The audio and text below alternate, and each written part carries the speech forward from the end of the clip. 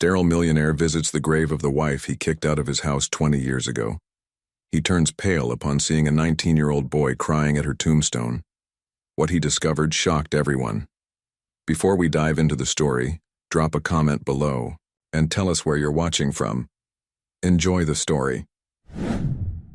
It was a bitter December evening in Boston when Thaddeus Crichton slammed his crystal tumbler onto the mahogany desk, bourbon splashing onto imported papers. His face, typically composed for boardroom battles, contorted with rage and disbelief. "Pregnant?" The word escaped through clenched teeth. "And you expect me to believe this child is mine?" Elowen stood by the fireplace, hands protectively cradling her still flat stomach. Her emerald eyes, usually dancing with warmth, now shimmered with unshed tears. "Thaddeus, please. You know I've never been with anyone else. This is our miracle." His bitter laugh cut through the room's tension. "Miracle? I've been to every specialist in the country. The diagnosis was clear. I cannot father children. So tell me, Elowen, whose miracle are you carrying?"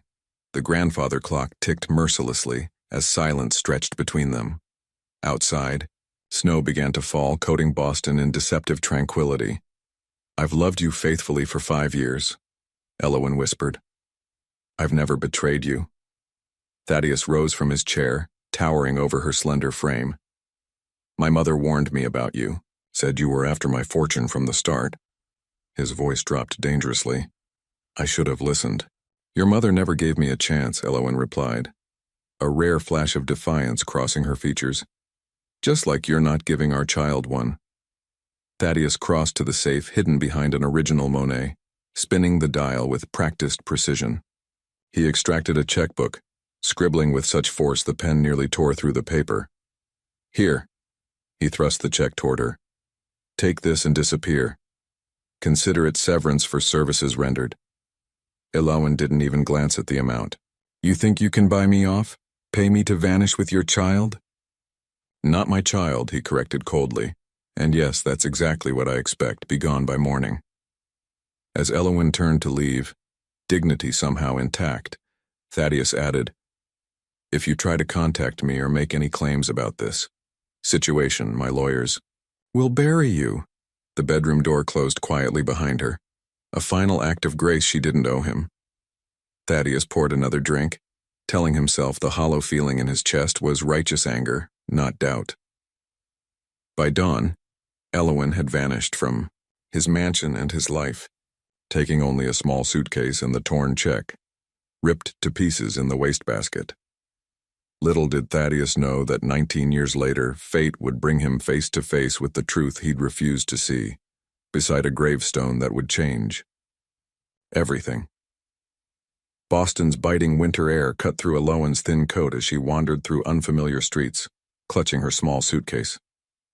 The majestic skyscrapers that once symbolized possibility now loomed like prison walls. Tears froze on her cheeks before they could fall. $20. That's all she had withdrawn from the ATM before Thaddeus inevitably froze her access to their accounts. No home, no money, and a baby growing inside her, Thaddeus's baby, despite his cruel disbelief. "Think, Elowen," she whispered to herself, breath clouding in the frigid air. "You need to get out of Boston." She thought of her college roommate, Margaret, who lived in Chicago. They'd fallen out of touch, but Margaret had always been kind-hearted. It was a long shot, but the only one she had. At South Station bus terminal, the ticket agent's bored expression didn't change as he quoted the price. $127.50. Elowen's stomach dropped. She'd need to beg, something she'd never imagined doing. She approached travelers with rehearsed dignity, only to be met with averted gazes and uncomfortable rejections. "Everyone thinks I'm running a scam," she thought bitterly, hunger gnawing at her stomach.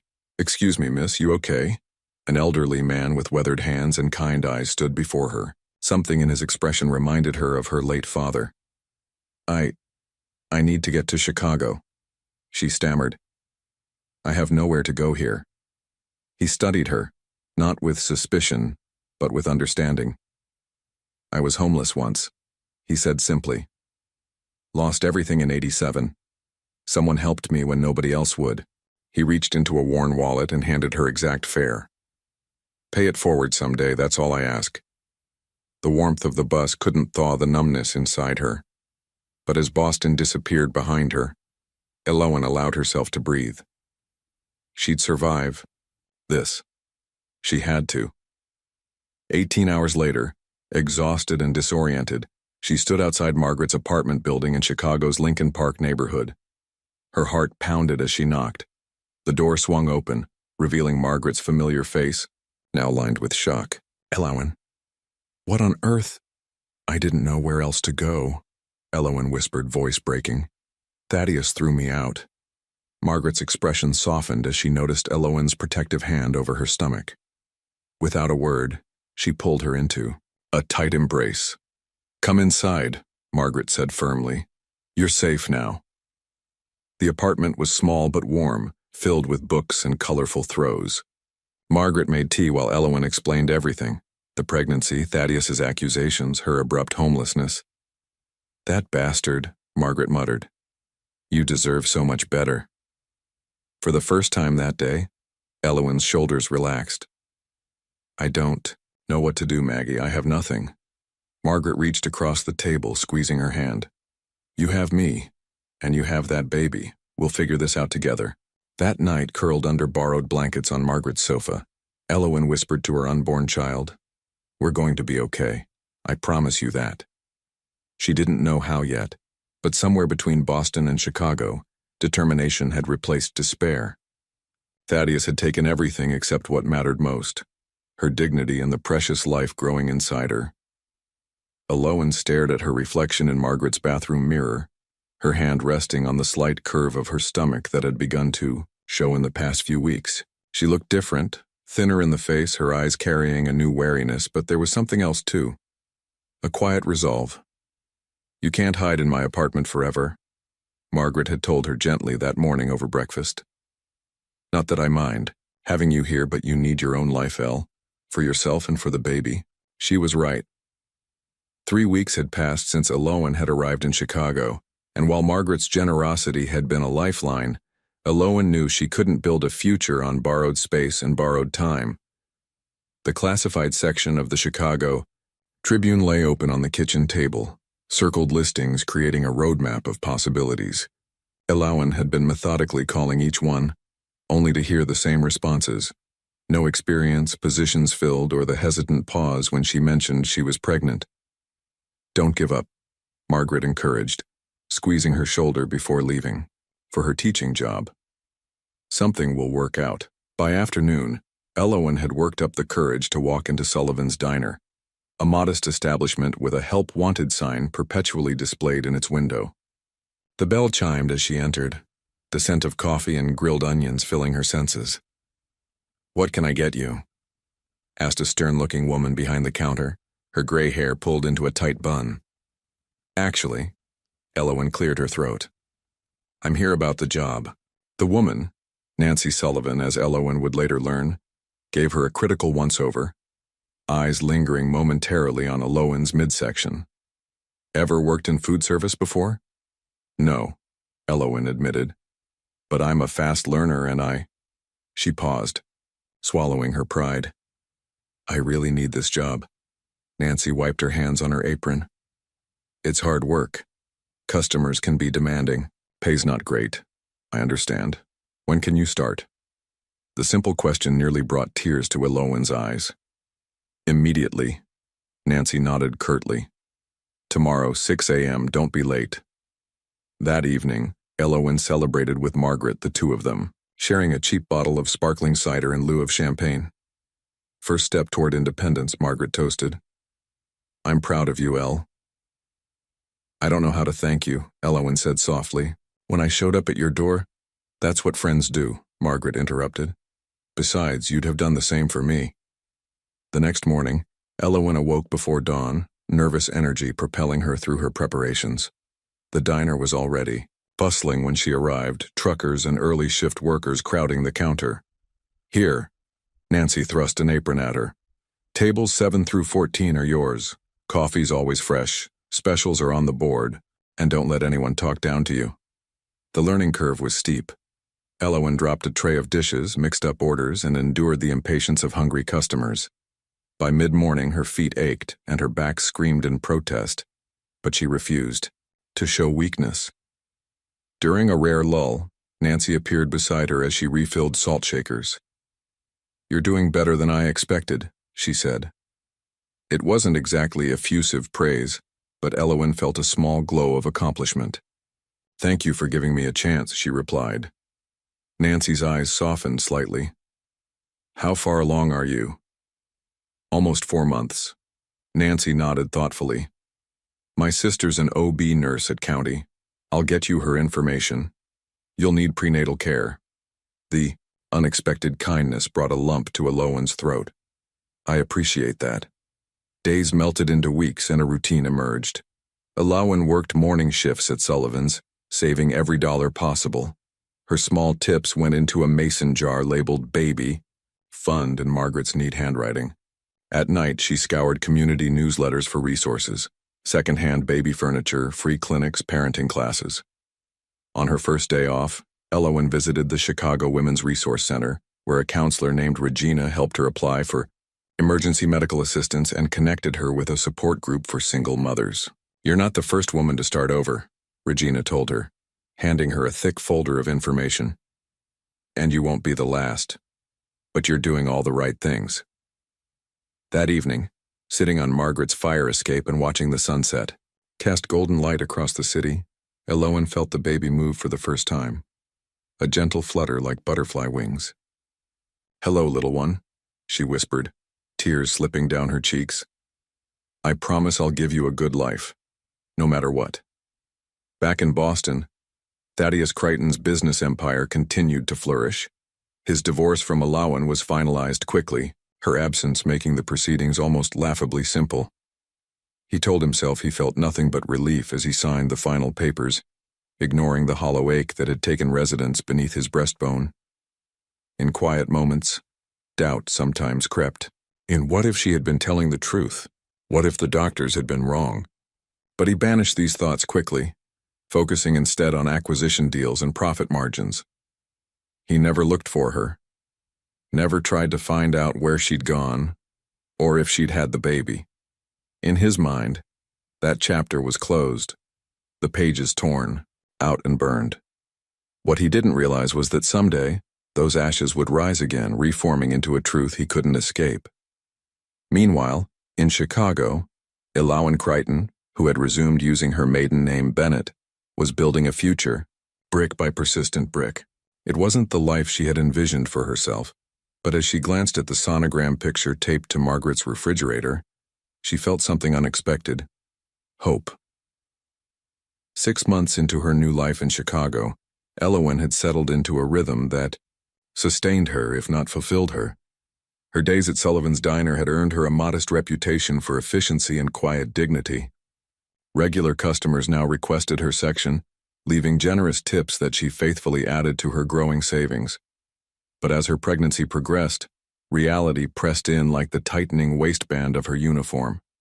Her back ached constantly from hours on her feet, and Nancy had begun giving her concerned glances when she thought Elowen wasn't looking.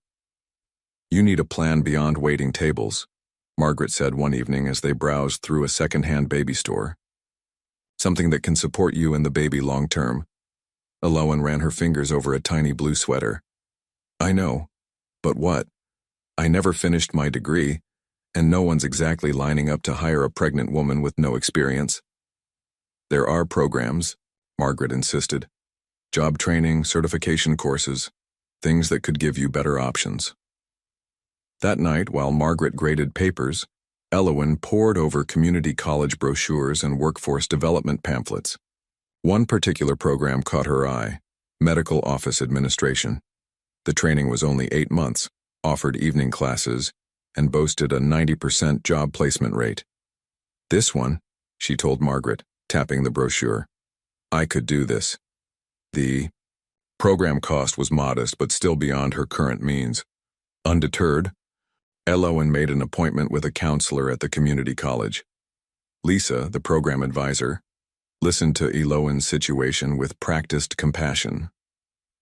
There are scholarships for single mothers, she explained, and payment plans. We can make this work if you're committed. I am, Elowen said firmly. I need to build something better. 2 weeks later, Elowen began attending evening classes 3 times a week after her diner shifts. The exhaustion was overwhelming, but each completed assignment felt like a victory, each passing grade a step away from the desperate woman who had arrived in Chicago with nothing but a suitcase and unborn child. At Sullivan's, Nancy adjusted her schedule to accommodate her classes, a kindness Elowen hadn't expected. My mother raised 4 kids by herself, Nancy explained gruffly. Anyone trying to better themselves deserves a chance. By her 8th month of pregnancy, Elowen's study schedule had become a challenge. Her ankles swelled, and the plastic chairs in the community college classrooms were instruments of torture, but she persisted, completing assignments between customer orders and studying flashcards during her breaks. You're the most stubborn person I've ever met, Margaret remarked one night, finding Elowen asleep at the kitchen table, face pressed against an open textbook. Margaret had transformed their shared living room into a makeshift nursery, decorating it with yard sale finds and hand-me-downs from fellow teachers. A crib stood in the corner, a mobile of fabric stars hanging above it, each one sewn by Margaret during their evening conversations. It's not much, Margaret apologized, but it's a start. It's everything, Elowen whispered, overcome with gratitude. On a crisp October morning, Elowen's water broke while she was refilling the diner's sugar dispensers. Nancy drove her to the hospital herself, cursing at traffic and running 2 red lights. Don't you dare have this baby in my Buick, she warned, but her hand gripped Elowen's with reassuring strength. 16 hours later, Callum Bennett entered the world. 7 pounds of perfection with a shock of dark hair and eyes that, when they finally opened, were the unmistakable Creighton blue. Holding him in her arms, Elowen felt a fierce protective love that transcended the pain of the past. Hello, my darling, she whispered. We made it. Margaret and Nancy took turns visiting, bringing practical gifts and taking photos that Elowen cherished. There were no grandparents cooing over the new arrival, no proud father passing out cigars. But there was love, abundant and fierce. Across the country, oblivious to his son's birth, Thaddeus Creighton closed a record-breaking real estate deal and celebrated alone in his penthouse office, ignoring the persistent emptiness that success could never seem to fill. The winter after Callum's birth was the coldest Chicago had seen in decades. Elowen would bundle her son in layers of second-hand clothing before venturing out to her classes, grateful that Nancy had allowed her to return to the diner on a reduced schedule. Between work, school, and motherhood, sleep became a luxury she rarely afforded herself. On particularly brutal evenings, Margaret would insist on watching Callum so Elowen could attend her classes without dragging the infant through the snow. These moments of separation, though practical, tore at Elowen's heart. He won't even remember you were gone, Margaret reassured her. And you're doing this for him. Elowen knew she was right, but the guilt persisted, a familiar companion in her new life. It whispered that she wasn't enough, couldn't provide enough, should somehow be more than what she was. In quiet moments, she wondered if this was how single mothers had felt throughout history, constantly divided, perpetually inadequate. Yet, there were moments of pure joy that made everything worthwhile. Callum's first smile, a gummy, lopsided grin that appeared one morning as she sang to him while changing his diaper. His fascination with the dust motes dancing in sunlight. The weight of his small body against her chest as he slept, perfect and trusting. One evening, while studying for her final exams, Elowen sat with Callum in her lap, bouncing him gently while trying to memorize medical billing codes. Frustrated by her divided attention, he began to fuss, his little face screwing, up in preparation for a full-throated wail. Shh, Cal, she murmured, setting aside her flashcards. I know. Mama's right here. She lifted him to her shoulder, patting his back rhythmically, when suddenly she felt his tiny hand pat her shoulder in return, deliberately, mimicking her motion. Something about this small gesture, this first communication of "I hear you, I'm responding to you," broke through her exhaustion and tears spilled down her cheeks. "Oh, Cal," she whispered, "you and me, we're going to be just fine." That night, she wrote in the Weir journal she'd been keeping since his birth, "Today my son reached back for me. It was such a small thing, but it felt enormous. He's becoming a person, not just a baby. Someone with thoughts and feelings and ways of showing me he understands. I wonder if this is how all parents feel. This wonder, this terror, this overwhelming love. Does Thaddeus ever wonder about us? Does he ever feel the emptiness of what he's missing? I hope someday Callum won't feel that emptiness too deeply. I hope being loved by me will be enough." As winter melted into spring, Allowan's determination hardened into something unbreakable. She took extra shifts when she could, studied during Callum's naps, and aced her certification exams with scores that impressed even her instructors.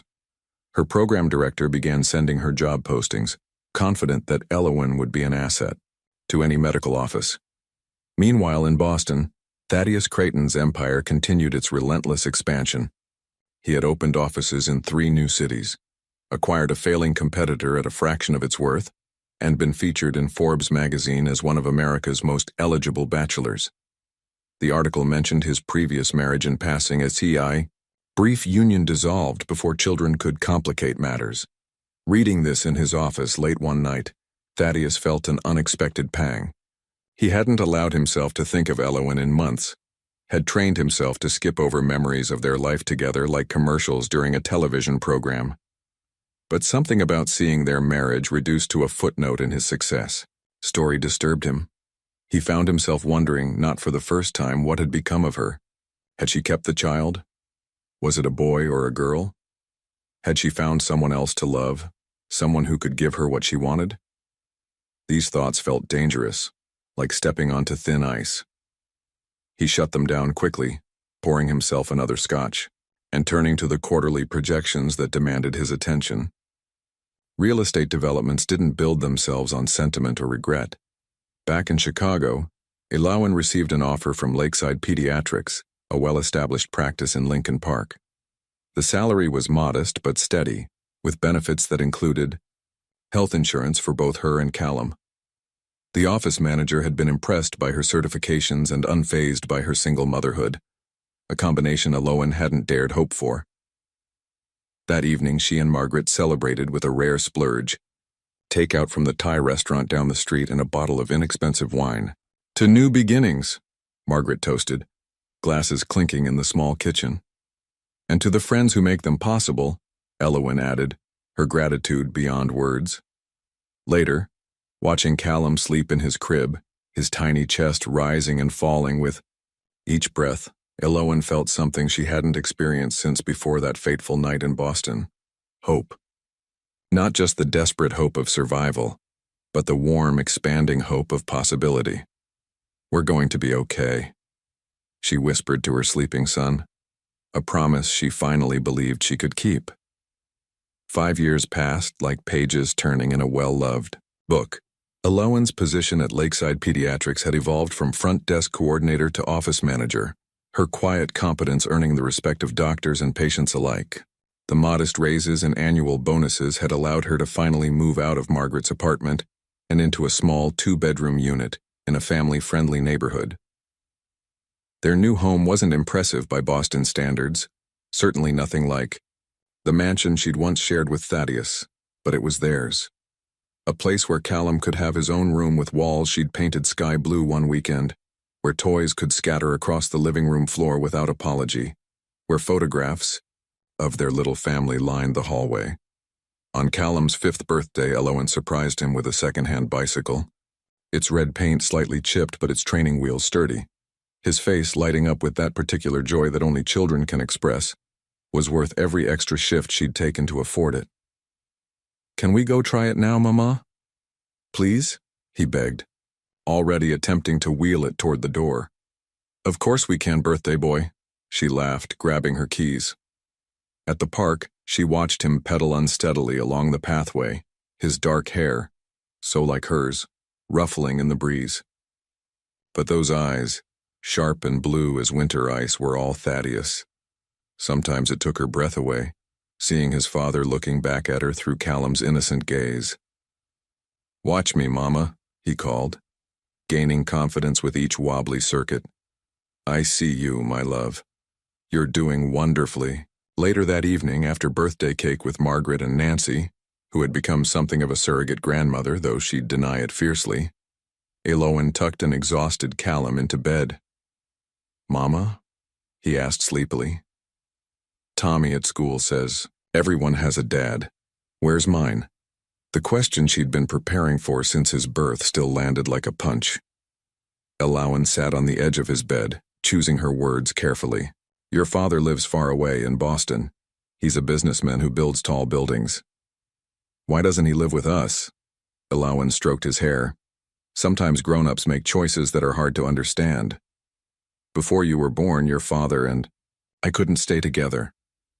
But that has nothing to do with you. Doesn't he want to meet me?" "Oh, Cal." She sighed, heartbreaking. "Your father made choices a long time ago. But you have me, and Aunt Margaret, and even grumpy Ms. Nancy who sneaks you cookies when she thinks I'm not looking." Callum seemed to consider this, his eyelids growing heavy. "I wish he knew me. Someday perhaps he will," she whispered, though she had no intention of ever reaching out to Thaddeus. Some bridges, once burned, were better left as ashes. Across the country, Thaddeus Creighton celebrated the completion of his latest skyscraper with an exclusive rooftop party. At 52, he remained one of Boston's most eligible bachelors, though the glamour of that title had long since faded. His relationships never lasted. Women were attracted to his wealth and power, but eventually grew tired of his emotional distance, his obsession with work, his inability to truly connect. Sometimes, in rare moments of honesty, he acknowledged the emptiness of his achievements. Towers of glass and steel meant nothing when you returned to an echoing penthouse each night. But it was easier to build another building than to examine the ruins of what might have been. By the time Callum turned 10, he had grown into a thoughtful boy with a quick mind and gentle spirit. His room was filled with library books about architecture and tall buildings, an interest that sometimes made Elowen's heart ache with its unknowing connection to his father. "Mom, look at this one," Callum exclaimed one evening, pointing to a photograph of a sleek skyscraper in a borrowed architecture book. "It says Creighton Enterprises built it last year. That's my last name too, right? Before you changed it back to Bennett?" Elowen paused, feeling the familiar tightness in her chest whenever Thaddeus edged into their conversations. "Yes, that was my married name. So my dad built this?" His blue eyes, so achingly familiar, lit up with unexpected pride. "His company did," she answered carefully. "Your father is successful in business." Callum studied the building's image thoughtfully. "Do you think he builds models first?" "I could do that. Ms. Wilson says I'm good at my science projects." Elowen smiled, ruffling his hair. "You're good at everything you set your mind to, Cal. That comes from both of us." These moments, the innocent questions, the natural curiosity, about half his heritage, never got easier. But Elowen had made a promise to herself long ago. She would never lie to Callum about Thaddeus, nor would she poison him with bitterness. The story she told was simplified but true. His father had doubted he was his, had made choices that separated them, lived a different life far away. What she kept to herself were the darker details. How Thaddeus had cruelly dismissed her. How he'd accused her of infidelity. How he'd offered money to make her disappear. Some truths were too heavy for a child's shoulders. Despite, or perhaps because of, Thaddeus's absence, Elowen was determined that Callum would grow up understanding the values that truly mattered. She taught him through example, working diligently, treating others with kindness, finding joy in simple pleasures. Their Saturday routine became sacred. Volunteering at the local animal shelter in the morning, Callum's gentle way with nervous dogs was remarkable, then to the farmer's market for fresh vegetables, an afternoon spent cooking together or visiting museums with discount passes from the library. Money remained tight, But Elowen managed it carefully. Callum's school clothes came from thrift stores, but were always clean and well-mended. Birthday parties were small but creative. Christmas presents might be few, but they were chosen with thoughtful care. When Callum's school assigned a family tree project, Elowen helped him place Thaddeus's name on the appropriate branch, along with unknown for Thaddeus's parents. She had never met them, had only heard cold stories from a husband who rarely spoke of his childhood. "Maybe someday I'll meet him," Callum said matter-of-factly as they worked on the project.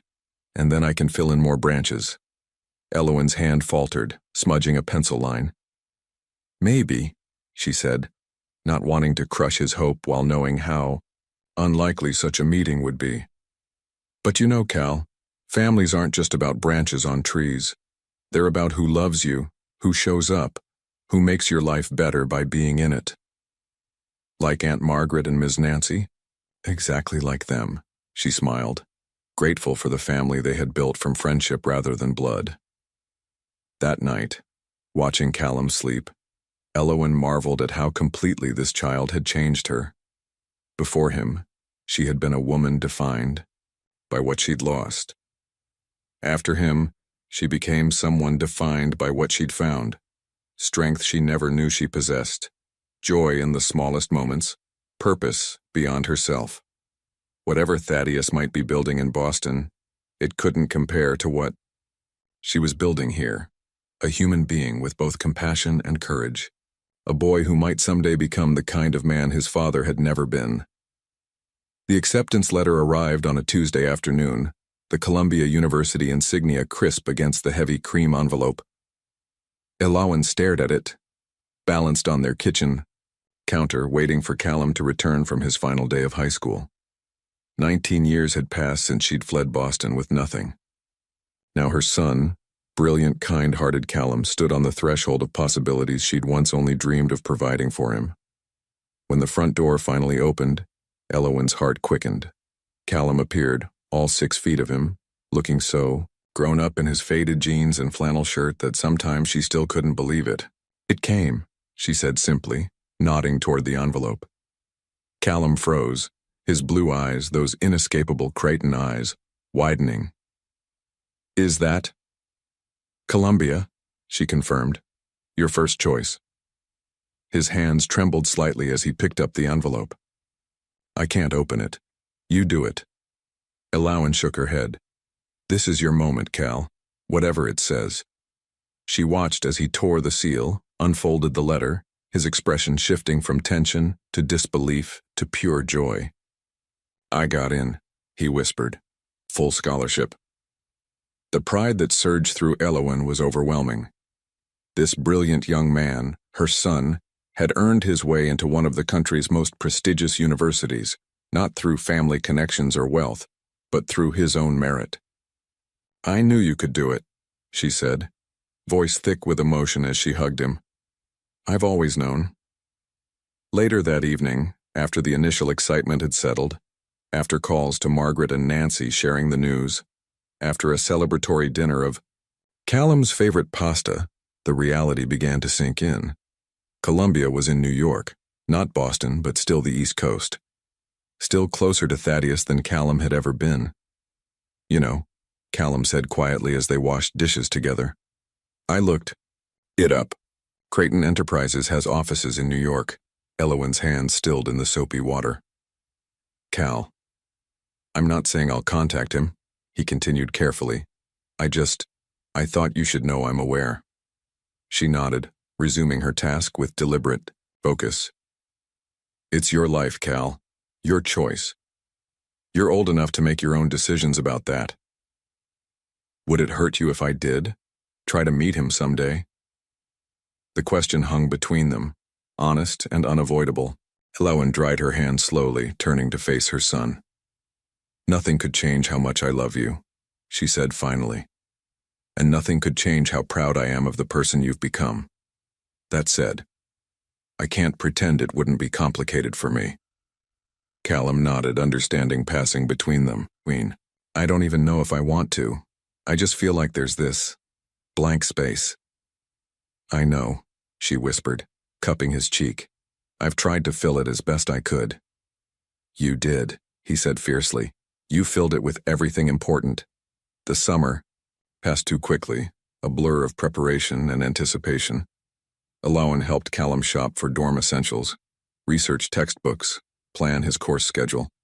She kept her fears to herself, fears about money despite the scholarship, fears about him being so far from home, fears about what might happen if he crossed paths with the Crichton name and legacy. On move-in day, standing in his tiny dorm, Alawan fought to keep her composure. This separation was inevitable, healthy, exactly what she'd worked so hard to make possible. Yet it felt like her heart was being torn in two. "Call me anytime," she said, straightening his bedspread, unnecessarily, day or night. "I will, Mom," he promised, patient with her fussing. Their goodbye in front of the residence hall was brief. Callum was eager to begin his new chapter, and Alawan determined not to burden him with her emotions. Only later, alone on the train, back to Chicago, did she allow herself to cry. Quiet tears for all they'd overcome together and for the uncertain future that awaited him in a city where his father's name adorned buildings like flags of conquest. Columbia University buzzed with autumn energy as Callum settled into his first semester. His architectural design course quickly became his favorite, his natural talent earning praise from professors who didn't know the irony of his innate understanding of structural principles. On a brisk October afternoon, Callum was walking through Lower Manhattan with his roommate Tyler when he stopped abruptly, his attention caught by a massive gleaming tower. "Whoa," said Tyler, following his gaze. "Impressive, right? That's the Crichton Financial Center. Just finished last year." Callum stood frozen, staring at his father's name emblazoned in sleek metal letters across the entrance. "Yeah," he managed. "Impressive. You okay, man? You look like you've seen a ghost." "Something like that," Callum murmured. That night, alone in his dorm room, Callum opened his laptop and typed Thaddeus Crichton into the search bar. He'd done this before, of course, but always furtively, always with a sense of betraying his mother. This time felt different, more urgent, more necessary. The search results cascaded across his screen. Forbes profiles, Wall Street Journal interviews, real estate development news. Images showed a distinguished man in his 60s, silver-haired and sharp-eyed, always impeccably dressed, often alone despite being photographed at social events. An article from Boston Business Monthly caught his attention. Thaddeus Crichton, the solitary empire builder. He clicked, scanning the profile that painted his father as brilliant but isolated, respected but feared, successful but seemingly unfulfilled. Despite 2 failed marriages, the article noted, Crichton remains childless with no apparent heir to his considerable fortune. Childless. The word struck Callum like a physical blow. He existed, yet in the official narrative of Thaddeus Crichton's life, he didn't. Further research revealed Crichton Enterprises had offices just 15 blocks from his dormitory. The proximity felt both terrifying and magnetic, as if some invisible force was pulling them into the same orbit after years of separation. The next morning, Callum found himself walking past the Crichton building, studying the people entering and exiting, wondering if any of them knew his father personally, wondering if they would see the resemblance if they looked at him closely enough. He continued this routine for days, drawn back repeatedly, gathering courage. He told no one, not Tyler, not his new college friends, and certainly not his mother, during their regular phone calls.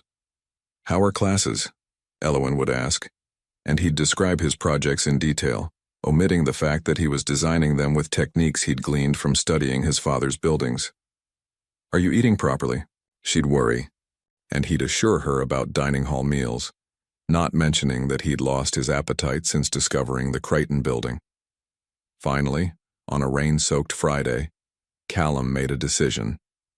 Dressed in his best clothes, dark jeans, a button-down shirt, and the blazer his mother had saved for months to buy him as a graduation gift, he entered the Crichton Enterprises lobby. The interior was exactly what he'd imagined. Soaring ceilings, marble floors, Tasteful artwork that probably cost more than his mother's annual salary. At the reception desk, a polished woman in her 40s looked up expectantly. "May I help you?" she asked. Callum's heart thundered in his chest, blood rushing in his ears. He thought of his mother, of her sacrifices, of her quiet strength. He thought of the blank spaces in his family tree, the questions that had haunted him since childhood. He thought of the man whose name adorned this building, whose blood ran in his veins, whose rejection had shaped his life from before he was born. "Yes," he said, finding his voice at last. "I need to see Thaddeus Crichton." Her perfectly shaped eyebrow arched. "Do you have an appointment?" "No," Callum admitted, "but he'll want to see me." "And you are." Callum straightened, the weight of 19 years settling onto his shoulders as he spoke the words he'd never said aloud before. "I'm his son." The receptionist's professional mask slipped momentarily, her eyes widening before she regained composure. "I'll see if Mr. Crichton is available. Your name, please?" "Callum Bennett." She disappeared through sleek glass doors, leaving Callum alone with his thundering heartbeat. The lobby's hushed atmosphere felt suffocating. Business people passed through, their curious glances making him acutely aware of his youth, his outsider status. Minutes stretched agonizingly before the doors reopened. A security officer emerged, tall, stern-faced, with an earpiece and dark suit. "Mr. Crichton will see you," he said without emotion. "Follow me." Callum's legs felt wooden as he followed the man through a maze of corridors and past curious employees. They reached an elevator requiring a key card, ascending silently to the top floor. The executive suite occupied the entire level, minimalist, powerful, with floor-to-ceiling windows showcasing Manhattan's skyline. At the far end, behind a massive desk of dark wood, sat Thaddeus Crichton. Seeing him in person, not in photographs or imagination, knocked the air from Callum's lungs. The resemblance was undeniable. The same jawline, the same piercing blue eyes, even the way his hands rested on the desk. Fingers splayed slightly, commanding space. Time seemed suspended as father and son regarded each other across the expanse of gleaming hardwood and unspoken history. "Leave us," Thaddeus instructed the security officer, who nodded and retreated silently.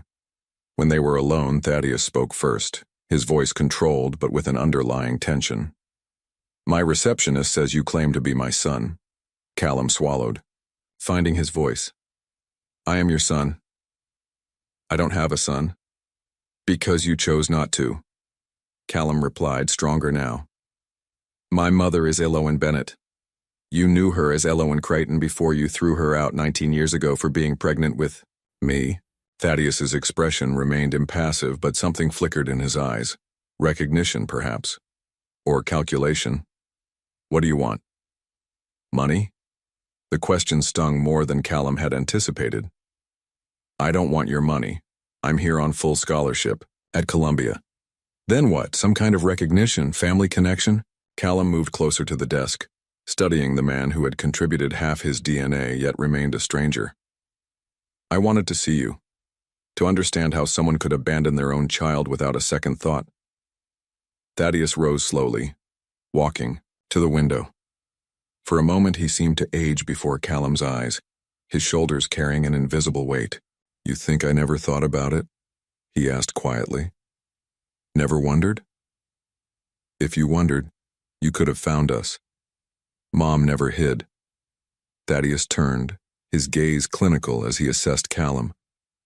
"You have her coloring, her chin." A pause. "My eyes. And your talent for architecture, apparently," Callum said. "I'm studying structural design at Columbia." Something unreadable crossed Thaddeus's face. "That's interesting. Was it worth it?" Callum asked suddenly. "Building all this while missing everything about me? My first steps, my graduations, my whole life?" Thaddeus returned to his desk, resuming control. "I made a decision based on information I had at the time. I believed your mother had been unfaithful." "And you never questioned that belief? Never once thought you might be wrong?" "By the time I had doubts, years had passed. What was I supposed to do? Disrupt the life you and your mother had built? Callum laughed without humor.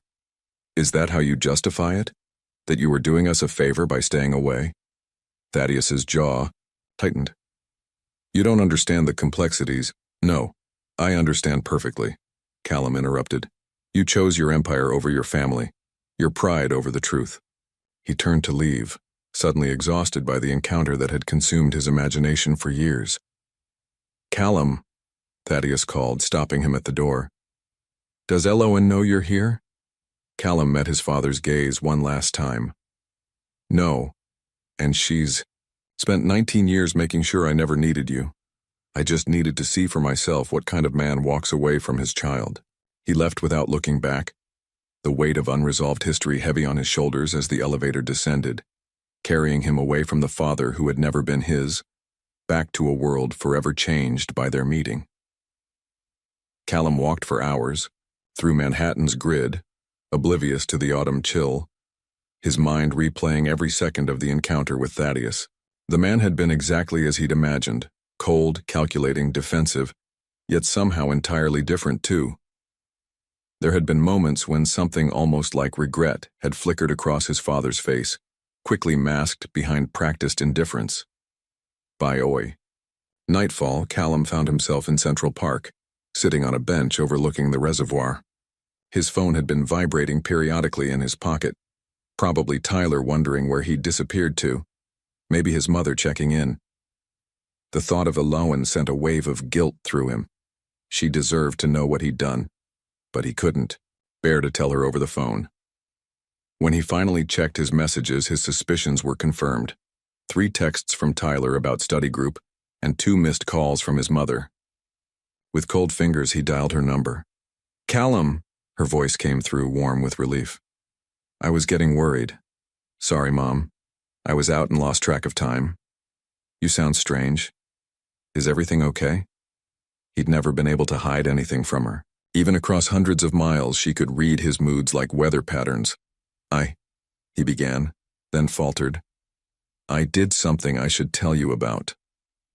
The silence on the other end was expectant, patient. Elowen had always given him space to find his words. I went to see him, Callum finally said. Thaddeus, my father. The sharp intake of breath was the only indication of her shock. When she spoke, her voice was carefully measured. I see. And how did that go? About as well as you'd expect, he said, attempting humor that fell flat. He didn't deny I was his son, at least not after he got a good look at me. But he didn't exactly welcome me with open arms either. Oh, Cal, she sighed, and he could picture her closing her eyes, gathering her thoughts. I always knew this day might come. I just hoped that I wouldn't go looking for answers that would hurt me. He finished for her. Something like that, she admitted. Was it?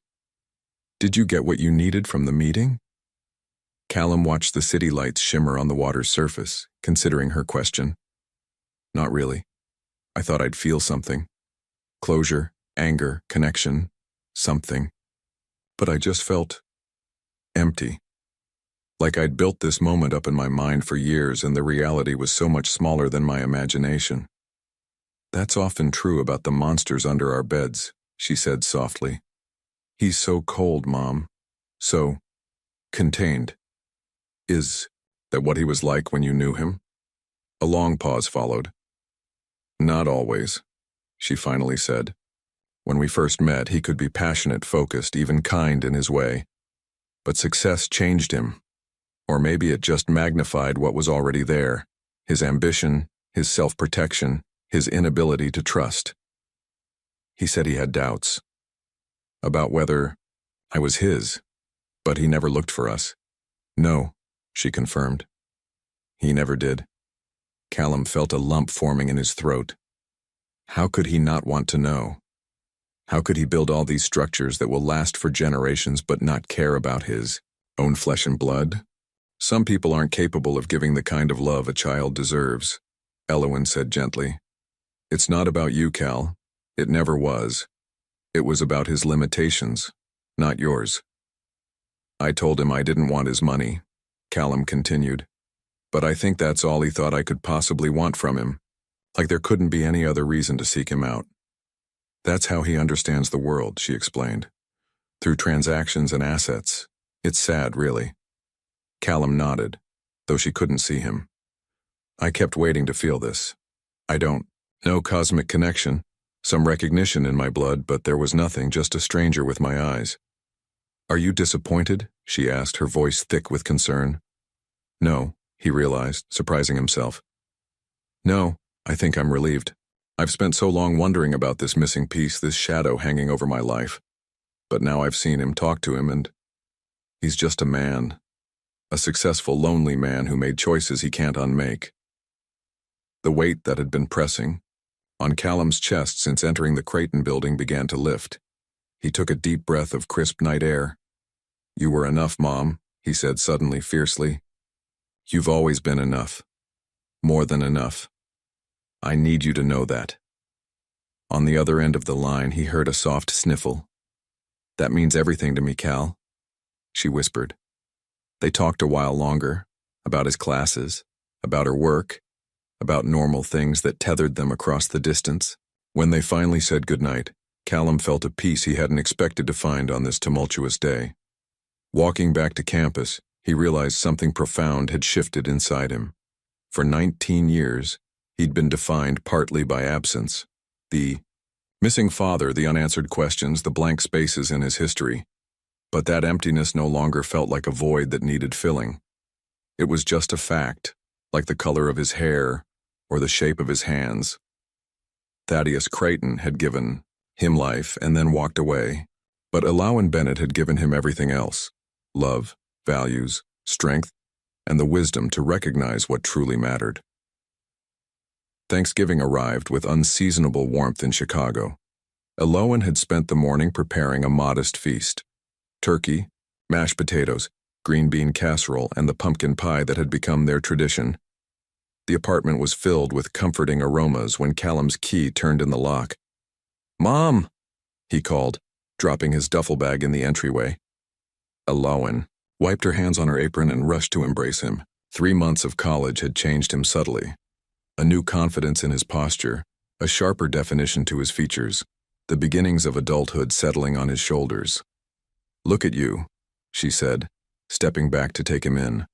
College agrees with you. It's good to be home, he smiled, following her to the kitchen where he immediately began helping, falling into their old rhythms. They worked side by side, catching up on small things: his architectural projects, her promotion at the medical office, Margaret's new boyfriend, Nancy's hip replacement.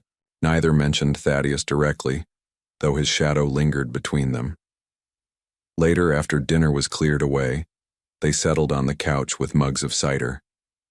The comfortable silence between them had always been one of Alawan's favorite things. How they could simply exist together, without the pressure of filling space. I've been thinking a lot, Callum said finally, about our phone call, after I saw him. Alawan nodded, giving him space to continue. I keep wondering if I was wrong to go there, if I betrayed you somehow. She set her mug down, turning to face him fully. Cal, you didn't betray me. You were seeking answers about your own life, your own history. That's natural. But after everything you did for us, everything you sacrificed, listen to me, she interrupted gently. I never wanted you to spend your life wondering. I never wanted Thaddeus to have that kind of power over you. The power of the unknown. Callum studied his hands, so like hers in shape but larger, stronger. When I was sitting in his office looking at everything he'd built, I kept thinking about what you built instead. It wasn't skyscrapers or companies, but it was so much more important. Oh, Cal, she whispered. He asked if you knew I was there, Callum continued. I think he was worried you'd sent me to, I don't know, confront him on your behalf or something. Alawan smiled sadly. That would be his perspective, seeing everything as a potential attack, a transaction, a power play. Were you ever tempted to go back, to show him he was wrong? She considered this, tracing the rim of her mug thoughtfully. In the early days, yes, I fantasized about returning successful, proving him wrong. But as time passed, I realized something important. Proving him wrong meant he was still defining my choices. True freedom came when I stopped measuring my life against his expectations. That's what I felt, walking out of his office. Callum nodded, like I was finally free of this ghost I'd been carrying. They sat in comfortable silence again before Callum spoke once more. I think I understand now why you never told me the worst parts. About how he treated you when you told him about me. Elowen raised an eyebrow. How did you know there were worse parts? Because I met him, Callum said simply. And because no matter how bad the story got when you told it, you never seemed angry enough for someone who'd just been abandoned. You were protecting me from the full truth. Elowen reached for his hand. You deserve to form your own opinions without my pain coloring your perspective. And you deserve to know your father through your own eyes, not mine. That's what makes you different from him, Callum said with sudden clarity. He made every choice thinking only of himself. You made every choice thinking of me. As they embraced, Elowen felt 19 years of tension begin to dissolve. Her son had faced his ghost and emerged stronger. Whatever happened next, they would face it together, just as they always had. February painted New York in shades of gray. Callum hurried across campus, collar turned up against the biting wind, mind occupied with midterm projects and looming deadlines. His phone vibrated in his pocket, likely Tyler asking about their study session. But the number on the screen was unfamiliar. New York area code. Hello? He answered cautiously. Callum Bennett? A woman's voice, professionally detached. Yes, that's me. I'm calling from the office of Thaddeus Crichton. He'd like to meet with you at your earliest convenience. Callum stopped walking, students streaming around him like water around a stone. Why? I'm not at liberty to discuss details. Would tomorrow at 3 p.m. be possible? His instinct was to refuse, to protect the peace he'd found since their last encounter. But curiosity prevailed. Fine. Tomorrow at 3. The Crichton building seemed different this time. Less intimidating, merely glass and steel constructed by human hands. As before, security escorted him to the top floor, but something felt off. The employees they passed seemed subdued, exchanging glances as he walked by. Thaddeus wasn't behind his imposing desk. Instead, Callum found him by the window, gazing out at the skyline, looking somehow diminished. Thank you for coming, Thaddeus said without turning, his voice rougher than Callum remembered. Your assistant was persuasive, Callum replied cautiously. Thaddeus turned then, and Callum struggled to mask his shock. In just 4 months, his father had aged years. The distinguished silver hair had thinned, the sharp features hollowed, the commanding presence replaced by something fragile. Please sit. Thaddeus gestured to a seating area rather than the formal desk arrangement. Once settled, Thaddeus got straight to the point. I have pancreatic cancer, stage 4. The prognosis is limited. The words hung in the air between them, heavy with finality. Callum felt an unexpected surge of emotion. Not quite sadness, but something adjacent to it. I'm sorry, he said finally, meaning it. I've been thinking about our conversation, Thaddeus continued. About choices and consequences. When death becomes more than theoretical, priorities have a way of clarifying themselves. Callum remained silent, watching this man, his father by blood but stranger by choice, struggle with words that didn't come easily to him. I was wrong, Thaddeus said simply. About your mother. About you. I've been wrong for 19 years. Why? Tell me this now? Callum asked, wary of deathbed manipulations. Because I don't have the luxury of time anymore.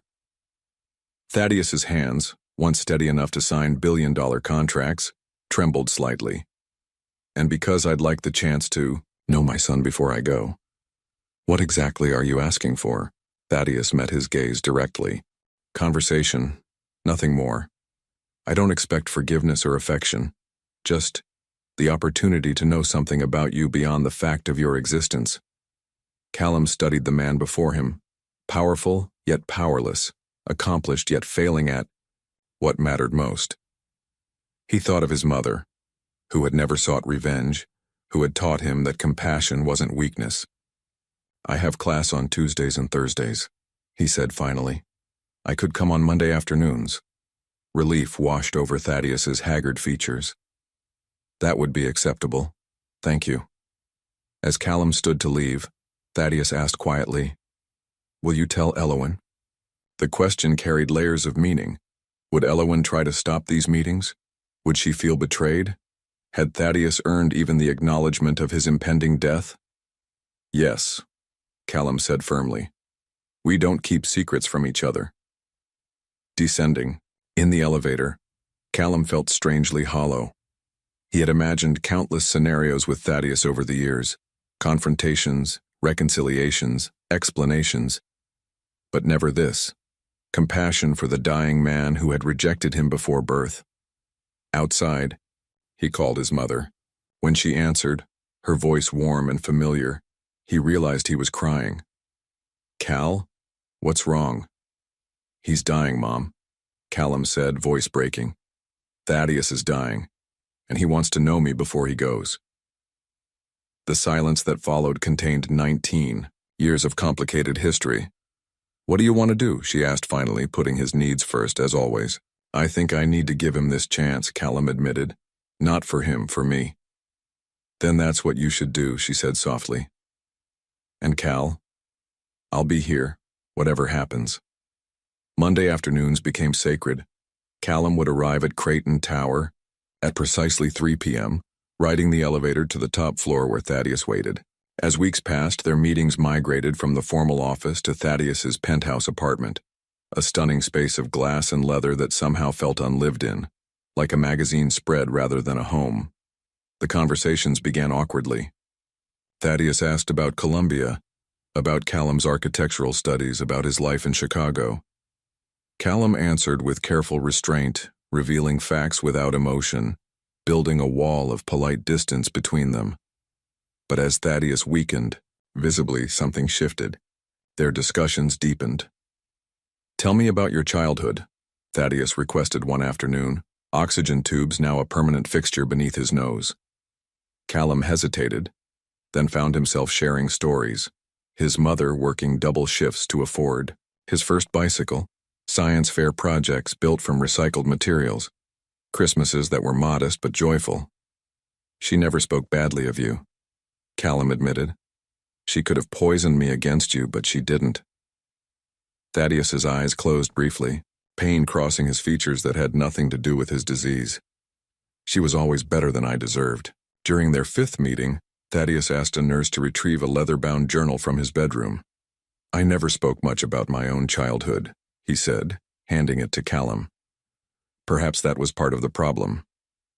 The journal contained Thaddeus's earliest memories, growing up with a father who measured love in achievements, a mother who used affection as currency, a household where vulnerability was weakness and failure unforgivable. "I'm not offering excuses," Thaddeus clarified, "merely context. I became what I was raised to be, ruthlessly successful, emotionally bankrupt." Callum studied his father, seeing not the titan of industry but a man shaped by generational damage he hadn't been strong enough to break. "When your mother told me she was pregnant, I panicked," Thaddeus continued. "Doctors had confirmed I couldn't father children, a sports injury in college. I assumed betrayal because that's what my experience had taught me to expect. Trust was a luxury I'd never learned to afford." "You could have had tests done," Callum said, not accusingly but matter-of-factly. "Yes," Thaddeus acknowledged, "but that would have required admitting uncertainty. I was never good at that." As March turned to April, Thaddeus declined rapidly. Their meetings moved to the hospital, where machines beeped constant reminders of mortality and nurses spoke in hushed tones. During what would be their final conversation, Thaddeus seemed unusually alert, almost peaceful. "I've updated my will," he said without preamble. "Everything goes to you." Callum shook his head. "I don't want your money." "I know," Thaddeus replied with unexpected gentleness. "That's precisely why it should be yours. Not as payment or compensation, but as acknowledgement. You are my son, My only child. The best thing I never deserved. He reached for Callum's hand, his grip surprisingly strong. I've made arrangements for something else, too. A private investigator located your mother's parents in England. They never knew about you. I've established contact with details in my papers. Callum stared at him, stunned. My grandparents are alive? Very much so, and eager to know their grandson. Thaddeus's eyes held a hint of their former sharpness. Don't waste decades as I did, Callum. Time is the one commodity no wealth can purchase. That evening, as Callum prepared to leave, Thaddeus spoke once more. I never said these words to anyone and meant them, he murmured, consciousness fading. But I am sorry, Callum. Truly sorry. Callum squeezed his father's hand gently. I know, he whispered. Rest now. 3 days later, Thaddeus Creighton died peacefully in his sleep. The man who had spent a lifetime building monuments to his own legacy found his most meaningful connection in his final days, with the son he had once rejected but ultimately recognized as his greatest potential legacy. The cemetery overlooked Boston Harbor, ancient trees standing sentinel over generations of the city's elite. Elowen stood beside Callum as Thaddeus's casket was lowered into the ground, her face composed, her hand steady in her son's grasp. She had flown in for the funeral at Callum's request, not for Thaddeus, but for the young man who needed to properly close this chapter of his life. The service had been well attended by business associates and acquaintances, but noticeably absent of tears or genuine grief. A life built on transactions had yielded relationships of the same nature. As the last mourners dispersed, Callum and Elowen remained, watching groundskeepers begin their work. Are you okay? She asked softly. I think so, he nodded. It's strange. I barely knew him, yet I feel this loss. You're mourning what could have been as much as what was, she said. That's natural. They walked slowly through the cemetery, past elaborate family mausoleums and marble angels, until they reached another grave, simpler, with fresh flowers already placed upon it. Elowen Marie Bennett, beloved daughter, 1976. 2017. Callum knelt beside the headstone, placing the white roses they had brought. I still can't believe she died before I could meet her, he said quietly. Elowen squeezed his shoulder. Your grandmother would have adored you, Cal. She was kind, stubborn, and fiercely independent, just like you. After Thaddeus's revelation about her parents, Elowen had reconnected with her estranged family in England, healing wounds decades old. Learning her mother had passed just 2 years earlier had been painful, but discovering her father was alive and longing to meet his grandson had brought unexpected joy. Grandfather arrives tomorrow, Callum said, rising. He's eager to show us the family home in the countryside. It feels like everything's coming full circle, Elowen observed, connecting past to present in ways I never imagined possible. They left the cemetery in companionable silence, driving to the reading of Thaddeus's will. The lawyer's office was predictably austere, the proceedings formal. As promised, Thaddeus had left everything to Callum: the business empire, properties, worldwide investments, art collections, a fortune built over decades. What will you do with it all? Elowen asked later as they walked along Boston Harbor, the city skyline glittering across the water. Callum considered, watching boats sway gently at their moorings. I've been thinking about establishing a foundation for single parents pursuing education, providing scholarships, childcare, housing stipends, the things that would have helped you. Elowen's eyes shimmered with tears. That's beautiful, Cal.